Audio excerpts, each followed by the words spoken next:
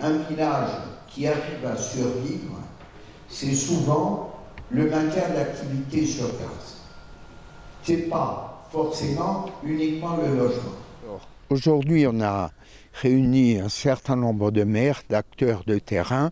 Il y a aussi beaucoup d'administratifs pour essayer d'aider, de susciter une démarche de territoire.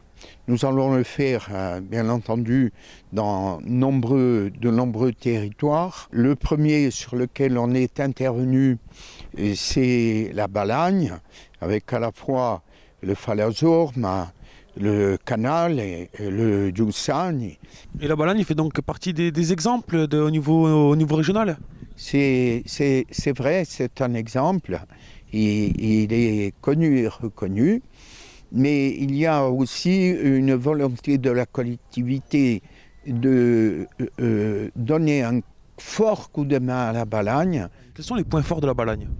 Oh, je pense qu'ils sont multiples, au-delà du paysage, le littoral, la montagne très proche, les villages de Piémont aussi qui sont facilement habitables parce que facilement accessibles de par les pôles d'emploi, le chemin de fer aussi qui est un gros atout. Quand on regarde techniquement par rapport à d'autres territoires, il y a aussi des vallées cultivables plus facilement qu'ailleurs en Corse, avec de l'irrigation aussi agricole. Donc voilà, c'est quand même un territoire pour nous où c'est intéressant de travailler en premier parce que c'est beaucoup d'atouts à mettre en valeur, beaucoup d'équipements aussi déjà à mobiliser et à mieux valoriser.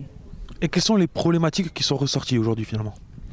Alors, ressortent pas mal de choses. La question de l'accès au logement, de la préservation des paysages, du patrimoine, la question du risque incendie qui est aussi lié au changement climatique et à la problématique de l'accès à l'eau.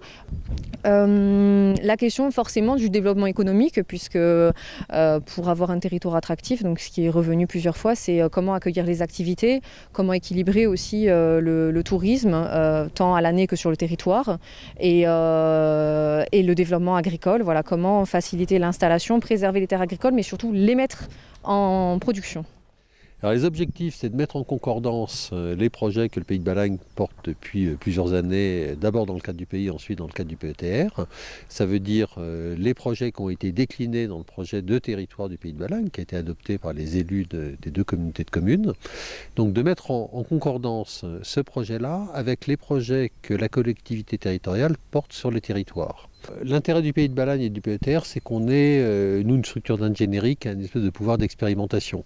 On est capable de défricher, de démaquiser des terrains qui ne sont pas démaquisés par les autres. Donc l'idée, c'est très clairement de se servir du Pays de Balagne comme d'un territoire d'expérimentation, de regarder comment on peut traiter le dernier kilomètre du numérique, de regarder comment on peut améliorer la gestion de la ressource en eau, de regarder comment on peut passer, on a 20% d'énergie renouvelable en Balagne, augmenter ce chiffre de 20%, tout en préservant l'environnement, de regarder comment tout le travail qui a été fait depuis des années sur le tourisme culturel, sur le tourisme patrimonial, peut aujourd'hui s'enrichir de projets, comme c'est fait depuis quelque temps aussi, de projets patrimoniaux en direction des résidents. Donc c'est tout ce travail-là qu'on essaie de mettre en œuvre. Et dans ce travail, il est certain qu'on a un peu d'avance sur les autres territoires de Corse.